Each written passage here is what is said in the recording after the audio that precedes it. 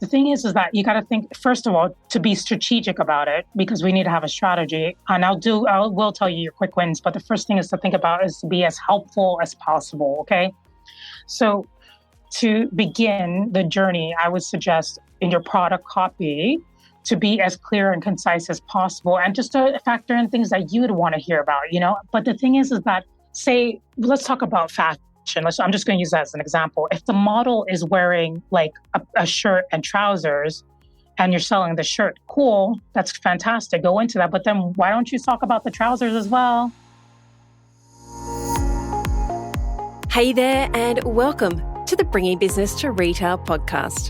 If you're looking to get more sales, more customers, master your marketing, and ultimately take control of your retail or e-commerce business, then you're in the right place. I'm Selena Knight, a retail growth strategist and multi-award-winning store owner whose superpower is uncovering exactly what your business requires to move to the next level. I'll provide you with the strategies, the tools, and the insight you need to scale your store. All you need to do is take action. Ready to get started?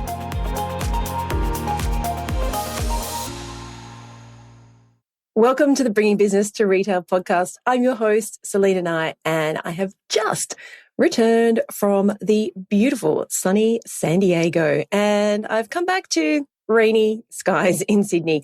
We are heading into summer here in Sydney, so I was kind of hoping by the time I got back, I would have that same beautiful weather that I'd had in San Diego here in Sydney. But I do not. Oh well. I put on a beautiful bright dress to kind of brighten my mood a little bit as I headed into this podcast with Aimee Lopez. Now, before I do a podcast, I actually meet with the guest and we have a quick chat about them and where the conversation is going to go, whether they'd be a good fit, all that kind of good stuff. And I spoke to Aimee it probably is a couple of months ago now.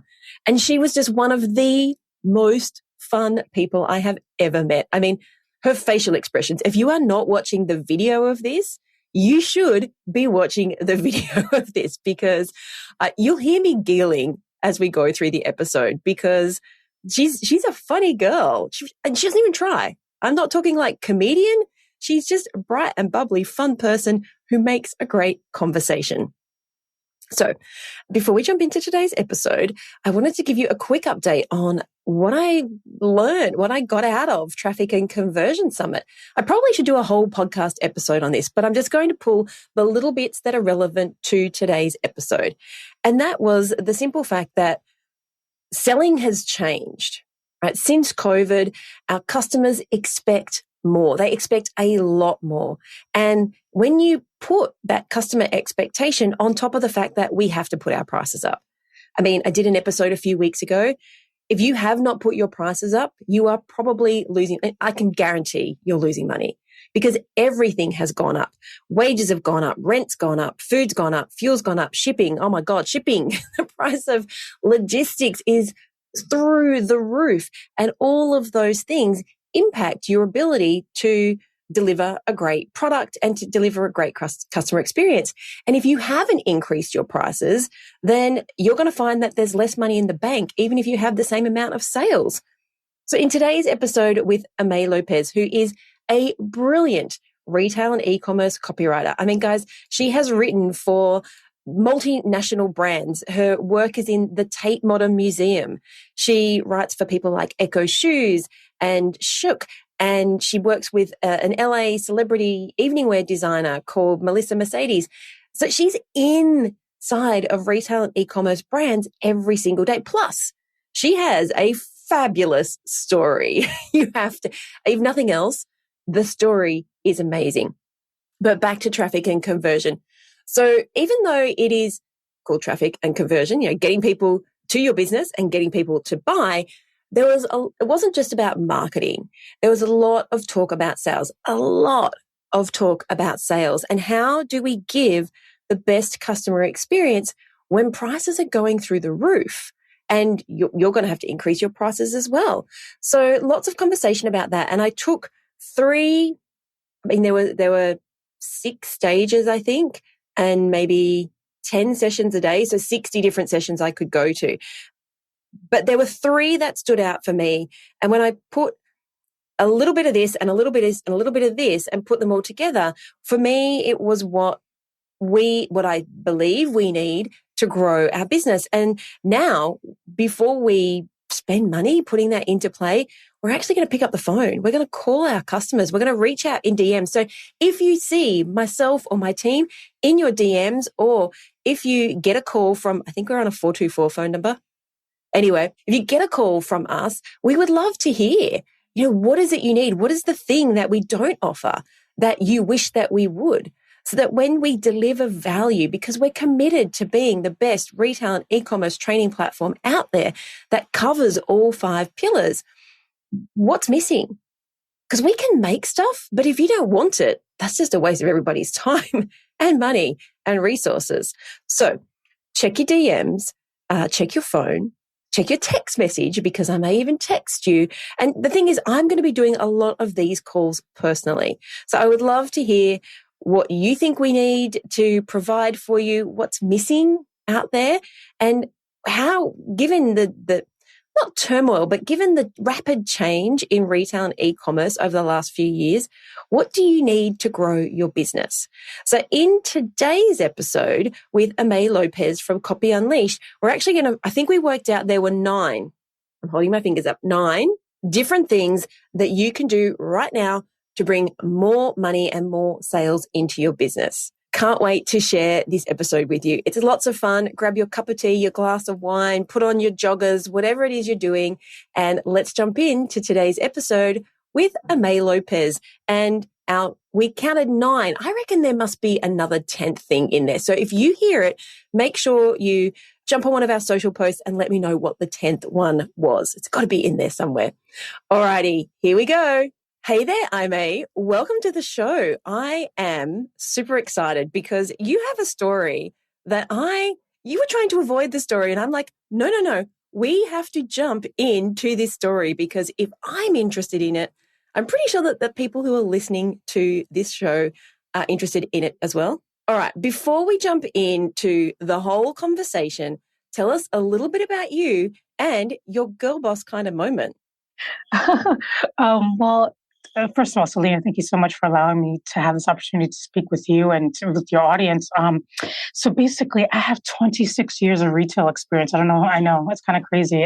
Guys, if you are watching the video of this, I've said to her now twice, does this mean you started when you were 5? Yep, I felt like actually I started when I was right when I turned 15, and I worked at a bookstore, a Walden Books. They're defunct now. I worked in a video store, also defunct. That's good though. I would have loved to work in a video store, but I'm interrupting you, but the best job ever. You get paid to watch movies and eat chocolate. Sign me up. I'm closing my business. I'm doing that. That sounds brilliant. Okay, but you were in a bookstore. Yeah, I started in a bookstore, but then after, 26 years, I've worked in all sorts of retail environments on the floor, and also owned my own vintage clothing brand as well, which I'm sure we may go into. Yeah, that's what we want to hear about, because vintage clothing appraiser. Who knew? Who goes to school and says to the careers counselor, I'm going to be a vintage clothing appraiser?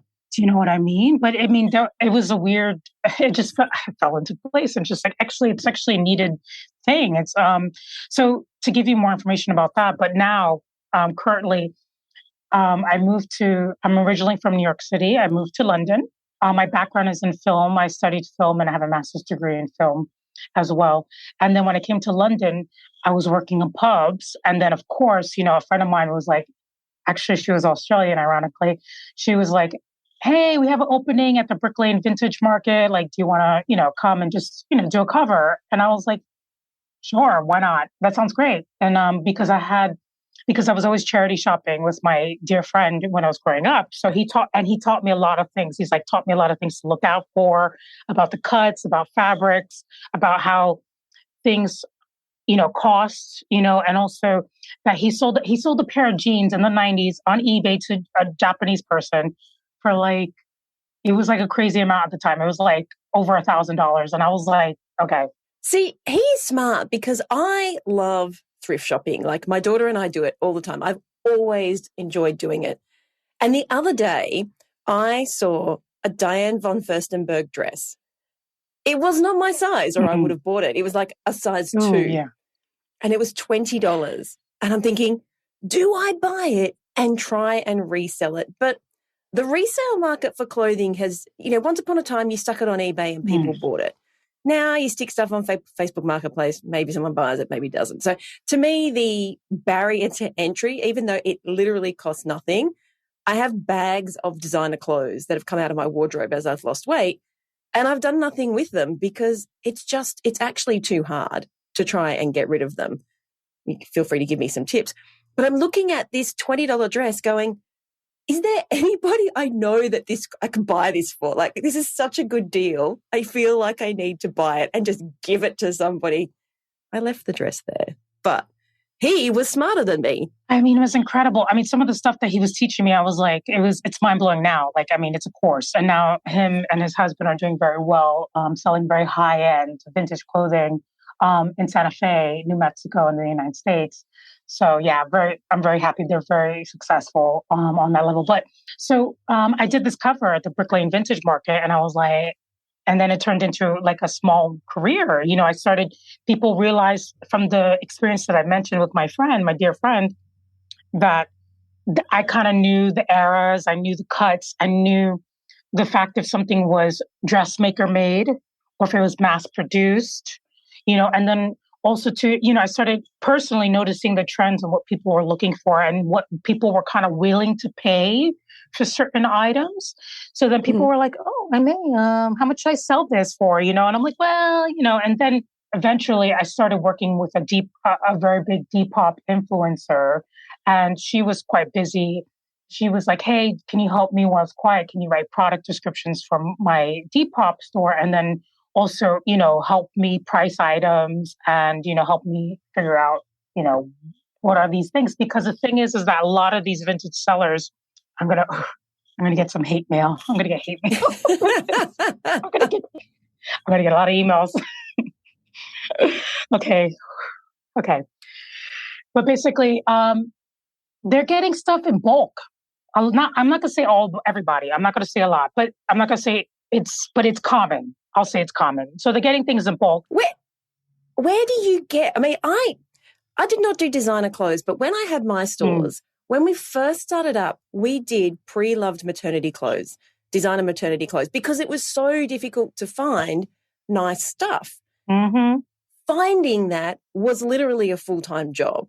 And that's where, you got the consignment and people brought things in. And once it got established, it was fine. But where exactly does someone get a whole bunch of vintage clothing in bulk? Okay, again, I'm going to get some. Yeah, I'm opening the lid here for you. So you're going to be like, oh gosh, the vintage Pandora's box, literally. So basically, things are getting gathered in the United States and in Canada, and they're being basically shipped to Africa. Okay. So the midpoint and the port is that they're coming through the UK before they hit Africa. So the thing is that they're taking a lot of this stuff that didn't sell in charity at their stores in the United States and Canada, and they're taking it to these warehouses in different parts of the UK to house them and then to sell them. And it's been called since the Victorian period, the rag trade. And that's where the name came from. That's where it comes from.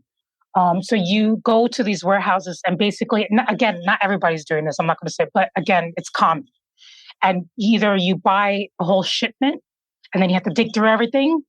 And then obviously you have to repair, whatever. But sometimes you find some gems, or you go to a warehouse, and then they have already opened the bundle, and then sometimes they'll kind of sort of put them in some sort of order, and you kind of just buy a bulk of them, a wholesaler of it.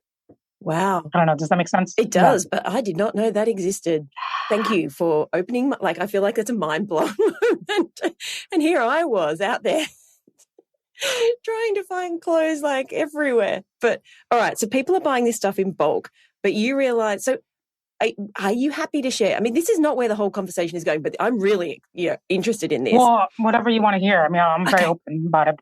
So where were you sourcing those clothes from? Obviously, you had your Depop influencer, but your friends, how are they out there finding these gems? Because it takes a lot of pieces of clothing to keep a store open. Well, see, okay, sorry, to go back. That's perfect. That's beautiful because it segues to the fact that why they were buying in bulk, because they needed to fill a store. Inventory. Yeah, they needed inventory. Yeah, they needed to stock, So it was easier to do it that way.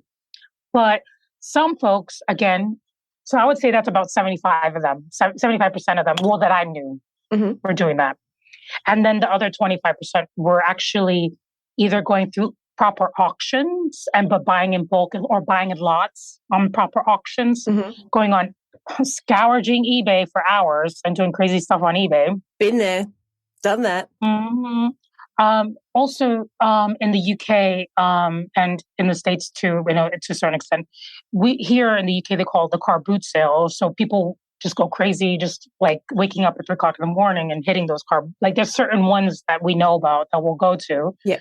And you can find a couple good pieces. For me, when I had my vintage brand, I was very fortunate. I had made a very good connection with a woman who was sourcing a lot of really good material from France and continental Europe. And she sold originally at these car boot sales, but she just had such amazing pieces that I was able to resell at a very good price. So so we had a very nice connection that I would go to her house, have some tea, and like she had like a whole like showroom in her sitting room. So she was obviously making money out of it, but then there was enough margin for you to go and run a whole store with it as well. So go for it. That's really good. I have to ask you, given all of your years in retail, was there a point, because you obviously had a good margin to be able to do this, but were you looking at any ways to increase how much people sold with you? Like, were you doing accessories or alterations, or like how were you getting people to give you more money? Because that's what I think it's, if you can get people to the store, if you can get people to the website, they already want what you're selling. Once we get them over the line and put their credit card in, let's get that number up a little bit. And I know you love average order value as much as I love average order value. Definitely. And it's something that all across, I'm sure you're advocating, but across the board, every retailer needs to have this in consideration, So in the context of the vintage industry, there's 2 points where, they would go. Obviously, they would have their pieces, right? And sometimes, sorry, I got to start in the beginning and then we'll get into it. So basically, the best that I've seen, the best way is to have a store that has its own aesthetic, that has a flavor, similar to having a particular boutique. Like you want to go to that boutique because that person has a specific vibe, aesthetic. So that's the best way of starting. And then from there, you go to, so say somebody's going to already go there, as you mentioned, for, let's say, a pair of vintage Levi jeans, which is always popular forever. Then you try to pick pieces that will, like smaller, usually accessories. And the thing is that some people were buying accessories that were not necessarily vintage. Yeah. How long did it take you to realize that? Because you would think the vintage people were obsessed with vintage. But actually now that, to be fair, I didn't think of this either until you just said it. It was like, actually, vintage people generally mix and match, right? They don't have the whole vintage wardrobe. They like the signature piece, whether that is the belt or the earrings or the top or the jeans or the boots or the jacket or whatever that is. I hadn't really thought about that till you just said that. Well, to think about it, the thing is that we have biologically grown in different ways from different time periods. So like eyeglasses or spectacles, most people can't buy and wear 50s, like authentic 50s glasses because they just don't fit our face. Can. No, well, these are modern. See, but that's the thing, they would purchase like these accessories that were obviously within the aesthetic, but that were sourced from like Alibaba, et cetera, you know what I mean? And then that's how they were increasing their average order value. Also, too, as you mentioned, they would also have a signature piece or a signature thing. Like there's one originally vintage seller. They were named Rocket here in the UK, in London, and they started selling like these silk, like long silk scarves, and we're kind of known for those silk scarves, or some people will be known for, some people were very good with handbags. And handbags is a great entry starter point into vintage, and another beautiful to increase your average order value, because shoes, people get a little funny about shoes. So that was, people tried, but I would never. Or also too, in the vintage world in London, there's like a lot of fancy dress, there's a lot of festivals, and there's not a lot of places. Like in the States, we have a lot more places to facilitate those types of occasions, but in the UK, we really don't. So people go vintage shopping to find stuff for special occasions. So, like very popular at the time when I was in vintage was like a Great Gatsby party or a Peaky Blinders party. So they would come to try to find something. And then, you would sell them little accessories to go with that to increase your average order value. Mm-hmm. And did you know that right from the beginning? Was that something that you intrinsically just put together because clearly you have, style?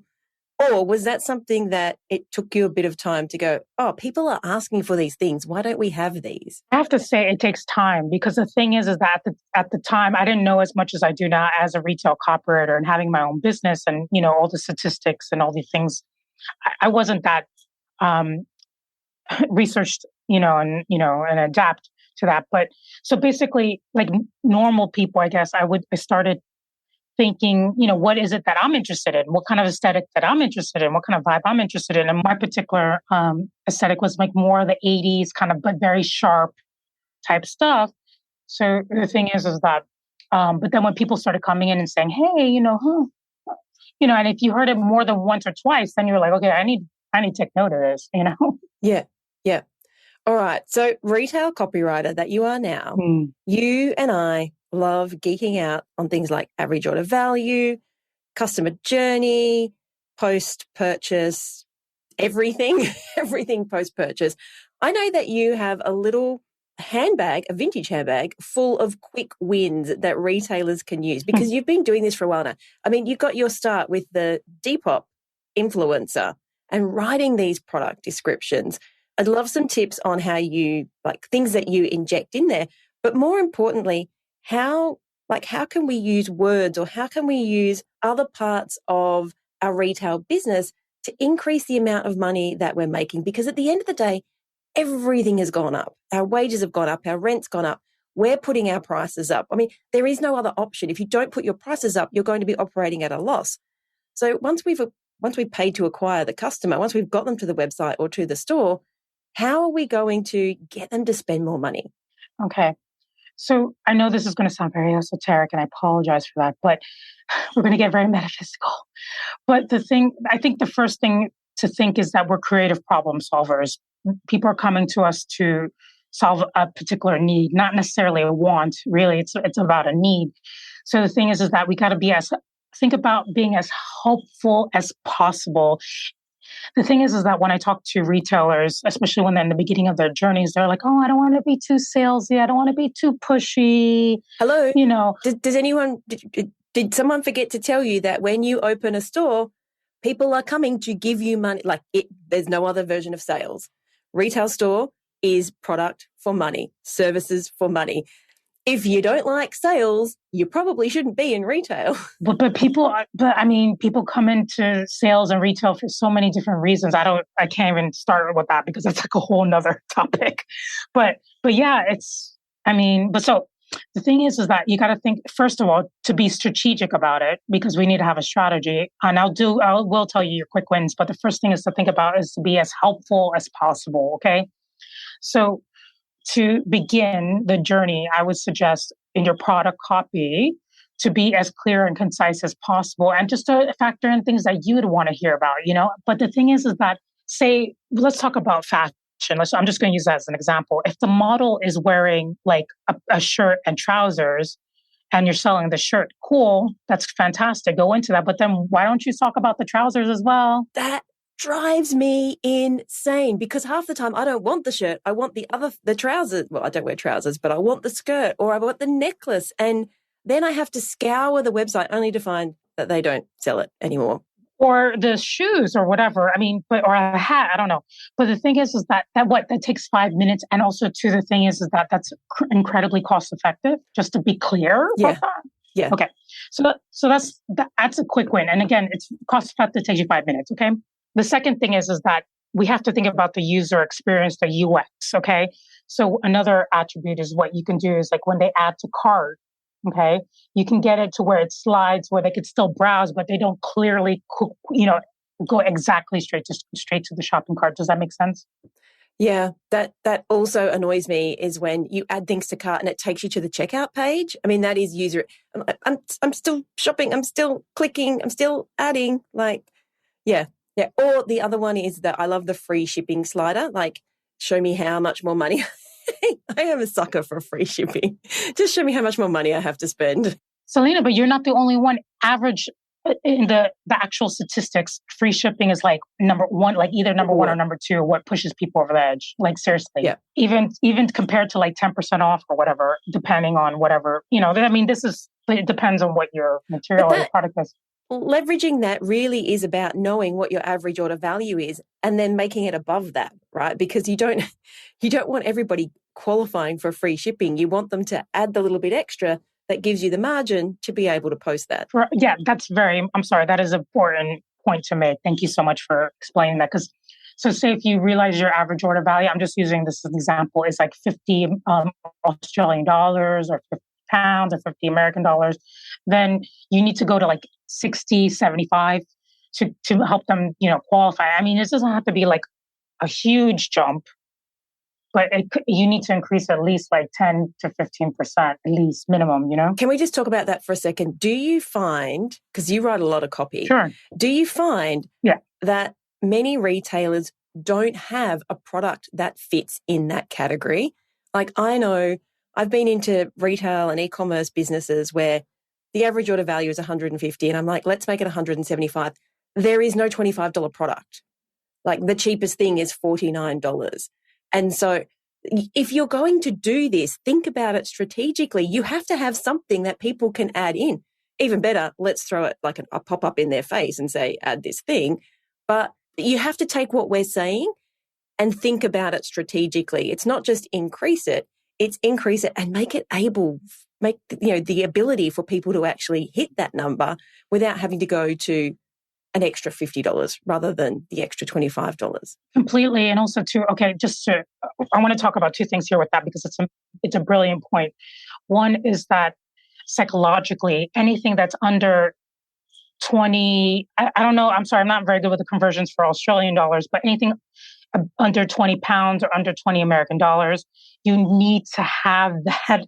You need to have something in your store that's at that price point, because the thing is that people psychologically won't think about it. It will be like, okay, cool. Like, I don't need to think about it. I need to muse over it. Yeah, I want that. Cool. Let me just grab that. It's a quick win for you. It's just something like, like if you go to a brick and mortar store, that portion in front of the, till or the cash wrap where there's like actual little products, they're doing that so you can increase your average order value to cross sell, or to whatever, usually to cross sell. But that's because they're at a low price point and people are not like, oh, I'll just add that in. It's just a little thing. It's not a big deal. But if you do that 100 times a day or 1,000 times a day, hello. We're talking a $5 thing or $10 thing times 100. We're talking a lot of dollars. And it's simple. It's so simple. So the thing is that we were talking about this the other day. Like if you're selling, like say, I'm talking about in e-commerce, we can talk about brick and mortar, but in e-commerce, if you have like a lamp, let's say per se, that's the product. Why don't you have a little box talking about the proper bulb for it on the product page? Or when they do the checkout, why don't you mention that in the checkout, in the shopping cart? Yeah. Or an extension cord, or like, to me, it's the lamp cords are never long. I don't know, maybe I just buy really weird lamps, but my lamp cords are never long enough to reach the power point. The bedside ones are fine, but anywhere else in the house, they never seem to be long enough. I mean, there is nothing more frustrating than your beautiful lamp arrives and it's like not having batteries with a remote control car, right? And I'm going to use IKEA as an example. Like everybody spends hours on IKEA trying to figure out which bulb is going to go with their lamp. I mean, it's marked on the box, but it's still not easy. It's not like simple. They don't have it next to the lamp, No, you can have which they like should. an E31, but do you want the fancy one? Do you want the white bulb? Do you want the warm bulb? Do you want the straight? Like, I agree with you. Just make it freaking easy for people to give you money. Is that so hard? It's so hard. No, but yeah, no, definitely. Also, too, depending on where your price points are, another like kind of quick win that's been very good is like live chat. I'm talking, but this is like luxury stuff. Like if you want to, get up there, on the higher price points. Like Burberry does this very well. They do this very successfully. Also, too, I just want to mention that the Chinese demographic, the Chinese customer, they're very used to this. So this is, if you're selling in that region, you better get on that. It is also having, like, only last night, I was on a website. I was like, oh, there's live chat. And it is manned at this time of night. Oh, impressive. And I was looking for a specific size of something. And I was, do you have this size in this store? Because it didn't have is it available in which stores? You'll have to call our customer service team after 8 a.m. tomorrow. I'm like, what are you here for then? Like, if all you're going to say, that is actually a worse customer experience than just me submitting the form and having someone call me back at 8 a.m. Don't have the service if the service is useless. Like, don't waste your money. Completely, and I agree. And also, too, that I was thinking about this, but I was recently talking with a new cosmetics company that they're interested in launching, right? So we're having a strategy meeting about the copy and how they wanted to do the launch and the website and everything. So they were mentioning to me how they wanted to make, one of their objectives was to make the cosmetics process for women, especially really busy business women, to be as easy and seamless as possible. So, but they still feel amazing and elegant, And I was like, you know what? I was like, have you considered, and I saw this on Bobbi Brown's website, bulking the cosmetics and making it a system like 1, 2, 3. And the thing is that when you bundle and you bulk items, like bundling it together. Correct. So if they did that, they're helping their target audience. They're doing their business objective, and they're increasing their average order value and selling more stock. I know. And I was in America last week and I went into the Makeup Forever store because I love their foundation. The color I want isn't available in Australia. And then they've changed all the colors as well. But so I had to go into Sephora there. And then I also needed some concealer because I'm getting a bit older. There was a bit of jet lag, quite a few bags under my eyes. I can't imagine, but I got you. Because you've got beautiful skin. But there was no like, buy this and get this. I literally had to sit there and try. I mean, the Sephora people are great, but it was just, to me, it would have been great if I could there's a pretty good chance you're going to need concealer and foundation at the same time. Like, we go through them at the same pace. That's why this bottle's big and this bottle's small. And it just would have been so much easier to be able to just grab, you know what? You've worked out that if I'm this skin tone, this is the actual concealer that I need to go with it. Not me sitting there and going through 7 different colors trying to work out which one I need. I'm like, you're the experts. There's a good chance that if I want this, it needs this. Just put them together and I can walk out and spend the money. Guess what? Didn't buy the concealer because it all got too hard. And the thing is that you're not being intrusive. You're being helpful. You're solving a problem from somebody, and you're increasing customer that's the point. That's really the main point, is to increase their customer satisfaction, increase retention, and then increase your average order value. Those are 3 things that I'm into. It just means that when I go back there again, I'm probably not going to buy the concealer, because in the meantime, I now have to go somewhere else and try and find one that matches. If you just had them together, I know that every time I buy, I just buy that pack. It works. It's great. Don't think about this as taking more of my money. Think about it as making my life so much easier. Exactly. And like, you're a busy businesswoman who travels quite a bit. If I said, hey, this is a recently priced, but it's high quality items, and you have pretty much everything in this pack, wouldn't you be like, and that suits your, your complexion and, all these things and your lifestyle, you'd be like, cool. Just make it easier for people to buy. That's really what it is. That's really one of the things. It's also to giving to charity. That's statistically has, it helps a lot of everybody. Mm-hmm.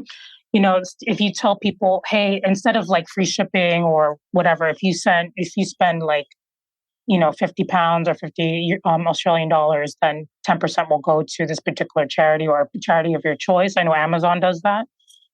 So it's another way of going about it. Loyalty programs. I just did an episode on loyalty programs. You have to check out, this is my all-time favorite rewards program in the world, a company called Princess Polly. They are Gen Z, but they have tiered rewards programs. But what they give away is like, it is mind-blowing because it's not something that I care about, but their demographic does, because they do a lot of customer surveying. When you get to the higher tiers, I think there's 4 or 5 altogether, you get a chance, just a chance, to be featured on their Instagram. Yeah. You guys, you can't see Aimee's face, but it looks like my face, which is, what the? No, but it works. This is what VIPs get. And you think, but that means nothing to me. But does it mean something to your customer? Like, I get really annoyed now when I see VIP programs that are just 10% off. And I don't feel like a VIP. Like, I have this brand of clothing that I may or may not be wearing it right now. I love it. I post about it all the time. Their customer service is amazing. But I think I have spent a very hefty 4 figures there in the last, what are we in, like 9 months? And I don't feel like I ever am valued for that. So I don't get anything extra for the fact that there's a lot of money that's been going out of my bank account and into theirs. And I post about them. I mean, I don't expect anything for posting about them on social media, but I'm like, at what point do I become special? Because I like your stuff. I tell you I like your stuff. And, it would be nice if I was rewarded for this. Well, so too, you're going to tell your friends, your family that you like their stuff as well. But you know what? I don't want a discount. I literally have 4 discount cards. You can't see that, but there's 4 discount cards for that brand sitting on my bench top from the last 4 pieces of clothing that I've bought. I don't need a discount. I don't know what it is, but maybe it was a bag or it was a scarf or something that I could use. When I'm paying this amount of money for the dress, I don't need 10% off. See, that's the thing too. We need to think a little bit outside of the box now with the pandemic. I'm sure you agree, but the thing is that consumer buying habits have radically, not just like, but they seismically shifted, And as you mentioned, like when I was working even with the Depop influencer, if we saw that somebody was buying multiple things from them, we would put in like a little scarf. And I always wrote for the seller, I always wrote handwritten notes like, hey, Joy, I saw that you bought this before. Thank you so much for supporting us. And I'm not for giving out free stuff to everyone, because that just eats into your profits. But that little surprise and delight for those high value customers, that is a completely different thing, because that to me it's more important than giving 10% off to somebody who may never buy from you again. Like, what's that 10% costing you? $20? Whereas you could give me $20 of what it costs you product for someone who is spending literally thousands of dollars with you. Like, weigh this up. Which one do you value more? The person who may never come back, or the person who, every time you do a pre-order within 24 hours has spent money? Sometimes this dress comes in many sizes, as in like many lengths. I may or may not own the same dress in a knee length and a maxi. Well, yeah. And I just think it's because you just have to be strategic, obviously. As you mentioned, you can't just go willy-nilly and go crazy. But if you're going to offer people 10% anyways, maybe instead do that, like what we talked about. Like I had, I ordered Deliveroo, and I order from this one place particularly in Deliveroo a lot. And and I actually did an Instagram reel about it, but basically in the Deliveroo package, it came with some chocolates. But the thing is that it was a partnership with Eros, chocolates from Nestle. So the thing is that they didn't have to pay for it. It was a marketing. They didn't pay for it. It was a sample from Nestle, but it was a partnership. You see, like these little things, you just got to be strategic. And also, I wanted to mention too that a lot of kind of smaller entities, solopreneurs, more market staller type folks, these, people who have smaller boutiques. The thing is that they're always like, oh, with my marketing, I'm kind of stuck with Instagram and, la, la, la. And I'll get into the sales part, but but I keep telling them, I'm like, no, you're closer to the customer than some big conglomerate who doesn't. And the thing is that to increase your average order value, and it has been shown like 49% of people have bought on impulse, and like most only 49%. Yeah, only 49%. Well, out of it's a big group. Only 49% actually admitted to buying on impulse. That's it. But it was like 65, 64 of Gen Z said they totally did. Okay. But the thing is that just send a simple email and just say, hey, I saw that you bought this green coat. We just got in this like really awesome like black shoes that would look amazing with that. Yeah. That's it. I mean, there are apps that can help you do that. I love Gorgeous for support tickets to do that because it will kind of pre-populate that for you. But if you are at that level where maybe you just, even if you've got a team in your store or a team that are picking orders for you, maybe you make it a KPI. I actually say this, and I remember this was actually a KPI that my team had, is they had to call 2 people a day. Just 2 of our customers, check in, did your order arrive? Was there anything that we could have done that we didn't do? We're here to take your feedback on board. Just 2. That was it. And the conversations usually were very, very short. People were usually very happy. But 1, it wasn't me because they don't want to tell me that they're not happy. But 2, just that checking in, like, did you, and if there was a problem, I bought this baby carrier and I can't quite get, let me jump on a video message with you, or let me see if I can talk you through it. Just that. We're talking 1 or 2 a day. If you can make 50%, if you can make one person come back and shop with you again, was it worth the, $3 or $4 worth of time that it cost to build that customer experience? And the thing is that, as we talked about, like they just feel like Instagram is their only outlet. That's it. Yeah. And that's where I'm like, guys, no, you gotta, no. But the thing is also, I thought it was interesting in talking about Instagram. I talked recently with a boutique owner here in London, and she does a lot with DMs and similar to emails. And she says it all goes down in the DMs, and you have to develop a personable experience with your customers. And I noticed that I had shopped with them before we were friends, and I had attended one of their parties, and I had followed them on Instagram, and they sent me a DM saying, hey, we just want to say hi, and we're doing another party, come by. And because we're dear friends, she was like, you know what, I make the most my revenue at these parties. Yeah. But again, people are talking of, like, I think we haven't talked about this before, so let's just jump into this a little bit. It is actually something that we, funnily enough, you and I didn't talk about this, but in our business, we have made the decision to use Instagram DMs to build more engagement. So one of the things we're going to be doing, Instagram and Facebook, is actually assigning one of our team members to every person that we talk to. I mean, it sounds like a really big job, and it is a really big job, but who other retail and e-commerce strategists out there says, here's my team. You can contact them. If you need anything, just give them a call. Well, not a call, send them a message and we'll try and help you out. And to me, that engagement, I suck at Instagram. Like, I love to dance. I love to talk. I will do a podcast any day of the week, but I am not dancing on Instagram. And I don't know, maybe it is just me, but my customers are like me, we're on Instagram because we think our customers are on Instagram. I mean, we don't sell, nothing on Instagram sells for us. We sell Facebook, we post, stuff sells.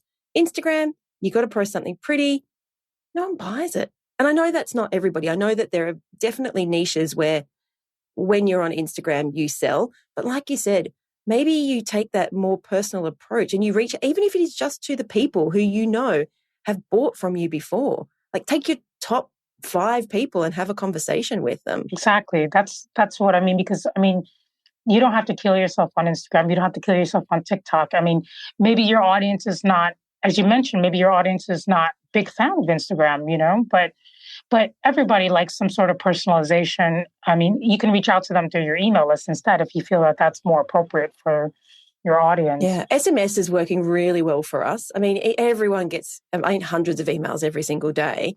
But for us, it's SMS, just having an SMS chat. We don't use WhatsApp yet, and maybe we should. But for us, just sending an SMS saying, hey, can we give you help with anything? Hey, just a reminder that you've got a call. Hey, just a reminder that you have a training course, a live training call. Everyone looks at their phone. It's always with you. Yeah, and it's a big buzz thing right now. The only thing is that there's some legalities around it. It's still quite new about that. So that's the only thing I would recommend to people listening to the podcast, just to dive into that first before really going, head deep into SMS. Yes. If you're using Klaviyo, you do have to definitely, which most of our people are, you definitely have to get approval for that. But they've got templates that you can use, that you can put on your website, all that kind of stuff. So people are actively moving in. Alrighty, we've had a great conversation. Is there anything that I was supposed to talk to you about that I've missed because I, probably veered off topic a little bit? I think we, and it's getting late for me, but I think we hit all the points, and I'm just trying to think of any other ways of increasing your average order value that could be helpful. But I think we've covered a lot of ground there. So, all right, let's see if we can recap them together, because I did not write them down because I was so involved in the chat. Let's go from the end. We were talking about reaching out personally via Instagram DMs. We talked about reaching out to your top VIPs and maybe giving them an offer that you're not offering anybody else. We talked about definitely point of sale upsell and cart upsells. We talked about free shipping thresholds. Bundling. We talked about bundling, definitely with our concealer and whatnot. Come on, guys. This is awesome. Loyalty programs, and more about really kind of loyalty programs. Yeah, loyalty programs that your customers actually value. That was 8. We talked about a lot of stuff. We talked about vintage clothing. Not that that's average order value, but we talked a really good conversation about that. That was like 8 takeaways that people can listen to this episode, and all of those, I don't think any of them, apart from maybe some upsell apps, there's nothing stopping you from implementing any of those today. You can pick up the phone and call someone. You can make that conversation with your VIPs. You can have the DM. You can put something at your checkout to get people, do you want fries with that? Exactly. You can bundle something together. None of these things cost money, but they can make you a significant amount of money. And more importantly, they build that loyalty and that value-driven customer to come back and shop with you again. Oh, I got a 9th one. We talked about linking and talking about the other products in the picture. That's 9. I'm sure we actually had 10. Like someone, if you're listening to this and we had 10, make sure you tag us and say you actually had 10.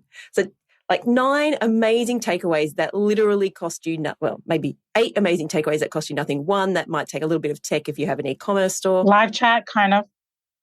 I think that's a 10. Yeah, but you can have messenger chat. You can put messenger chat, Facebook messenger chat, onto your website. That doesn't cost anything. Sweat equity. Bit of time. But that time, honestly, the time that you're putting into that, for most people listening, would be 1 product sale, 1 average order value. If you can get 1 average or extra sale, that's most of the people listening, when I talk to them, their average order value sits between $80 and $150. So 1 extra sale is going to give you another $80 to $150. That's probably going to have paid for the time that you've put in to put this in place. I would say so. So anything after that is golden. Totally. Okay, Aimee, you help people with product copywriting and retail and e-commerce copywriting in general. If people want to have a chat with you, if they want to follow you, if they want to check out your work, where can they find you? And can I just say, if you did not watch the video of this, you should totally watch the video, because Aimee has the best facial expressions. I blame my mother. Thank you. It's been that's why you probably heard me giggling in the background, because I can see her and maybe you can't. Well, yeah, you can see my photos online, but basically they could find me at copyunleashed.com. That's my website. That's my business. And also on Instagram at copyunleashed. I do a monthly little Instagram live show where I talk to movers and shakers in the retail industry. It's only 20 minutes. Yeah, and you can ask for questions. And I publish articles in different trade publications and that kind of fun stuff. And do presentations. Copy Unleashed in all the places. Yeah, literally. Awesome. Thank you so much for this conversation. I've had fun. It was a great way to start a Friday morning for me. I really appreciate your time, and thank you for everything. I really appreciate this opportunity. So that's a wrap. I'd love to hear what insight you've gotten from this episode and how you're going to put it into action. If you're a social kind of person, follow me at @theselenaknight and make sure to leave a comment and let me know. And if this episode made you think a little bit differently, or gave you some inspiration, or perhaps gave you the kick that you needed to take action, then please take a couple of minutes to leave me a review on your platform of choice. Because the more reviews the show gets, the more independent retail and e-commerce stores just like yours that we can help to scale. And when that happens, it's a win for you, a win for your community, and a win for your customers. I'll see you on the next episode.